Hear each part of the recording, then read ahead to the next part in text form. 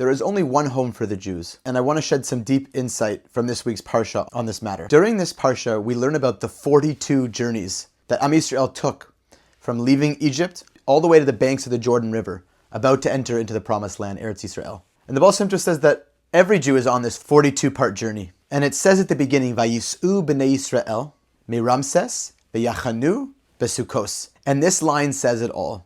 Bnei Yisrael traveled, really journeyed, Vayisu, they journeyed from Ramses, which is one of the Egyptian cities, to Sukkos, the first place on their journey. The first step on their journey after leaving Egypt was Sukkos.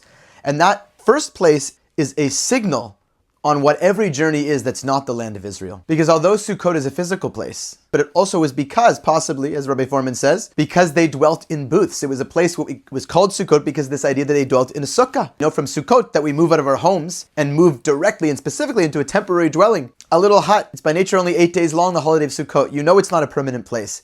So they left Egypt to go to impermanence. Because every Jewish journey that's not to Israel is just an impermanent stop. And please God, we hope it's safe and pleasant, but it's an impermanent stop. And we have this pattern throughout the 42 journeys. Vayisu, Vayachanu, and then Vayisu. So Vayisu is they journeyed, Vayachanu is they settled, very temporarily in one place, and then Vayisu, and they kept going on until they got to the banks of the Jordan River. Ki etem ovrim, you are crossing the Jordan to Eretz Canaan, to the land of Israel. Ki lachem nasati es haaretz, because to you I've given the land. That's where this process of Vayisu, Vayachanu, and Vayisu stops, until we settle. And that is Jewish journey, that not just then, but for every Jewish moment in history until now, we are always journeying to the promised land, as we're in this time period of commemorating the destruction of the temple, the Beis Hamikdash. Eventually, we know when the third temple will be rebuilt, this will be a chag, this will be a holiday celebrating the Beis Hamikdash. But until then, a Jew needs to know, wherever they are, that every journey really ultimately ends with Yerushalayim, the Beis Hamikdash, ends with Eretz Yisrael. And that's why Rabbi Nachman says so beautifully.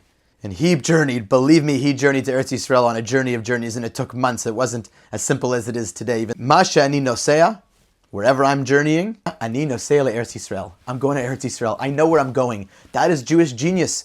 Every journey, Rabbi Nachman says, every Jew on the pnimius, the soul of the soul level, knows that until the ultimate, until Mashiach, until the Beis Hamikdash, every moment is Vayisu, Vayachanu, Vayisu. And thank God today, at least, there's Vayisu in Vayachanu be'Eretz Yisrael, and we hope to go even more than that with the ultimate purpose of Eretz Yisrael, to build the holy home, the Beis Hamikdash, and a home for Hashem to dwell in. The coming of Mashiach, Bimhera ve'yameinu. A holy nation, a holy Am, a holy world, all of humanity together.